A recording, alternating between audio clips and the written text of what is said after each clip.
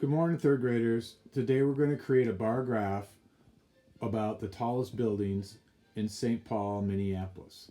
Here's the information you're going to need to use right here. I'm also going to include it as an attachment so you'll be able to see it. You won't have to come back to this. Notice, please, that the building's heights are first in feet and then in meters. So, like here, the 222 building, 579 feet, 177 meters. Let's all agree to use feet, okay? So when we use our graph, we're gonna measure the buildings in feet. All right, let's get started.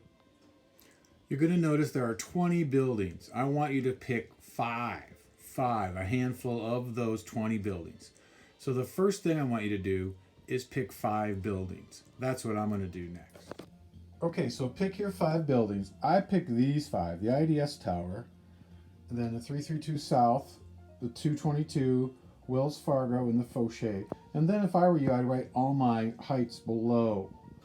I picked these 5. I picked this one, the tallest building in the city, and I kind of know these 2 buildings.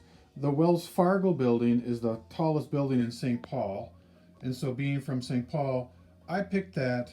And then I got the Fauché Tower, which is one of the first skyscrapers in Minneapolis that has a really cool history and I think is a beautiful building. You can pick any 5 buildings you want. But again, I would write them down here. Going across towards the bottom, you can see my sheet.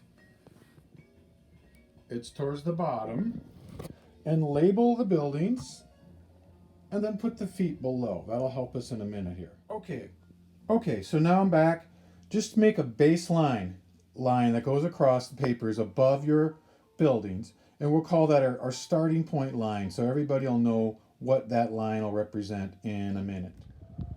Okay, so going across from the paper, left to right, or horizontally, you got your buildings and their heights. Now on the other side of the paper going up, that black line, today I started at 0 feet. And then I went up 2 to 100, skipped the line, 200. So every other line is 200, and a line between, where's my finger there? So 200, that's 250, that's 300, 350, 400 feet, and so on. So go do what I did. Every other line is 100, or every line is 50 more feet. And then again, always label your graph. What are we measuring here? The height in feet. So set up your paper like that, and we'll go to the next step. So graphing the IDS Tower, 792 feet. Okay, so up we go, and there's my little blue dot. That should be 792 feet. Now, is it really 792 feet? It's pretty close, because it's not 800, but it's more than 750. So I'm just going to make my dot there to show the top level, the top end, so to speak, of my building.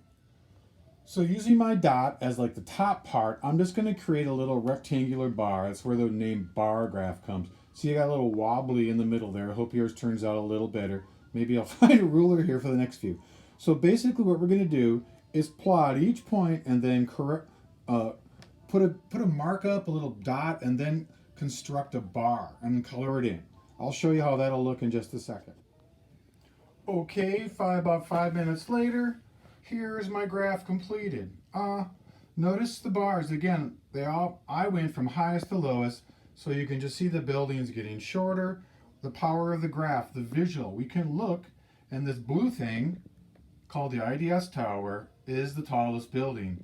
And quickly we can discern that the Fauché Tower is not as tall because it's shorter. There it is, 448.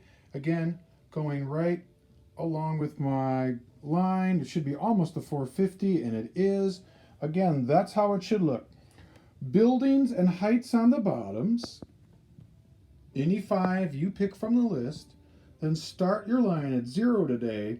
Every 2 lines is 100, 200, skip 1, 300, skip 1, 400, all the way up. In Minnesota, that's the tallest building you're going to get, so you can't go over 800. That's where I stopped at 1,000. You could stop at 800, I guess, because you're not going to go higher than that. So any 5 buildings, create your scale, create your bars, make sure you have your label, and submit it. Hope you're doing well. Miss you all so much. Looking forward to seeing your version of this bar graph. Have a good one. Thanks.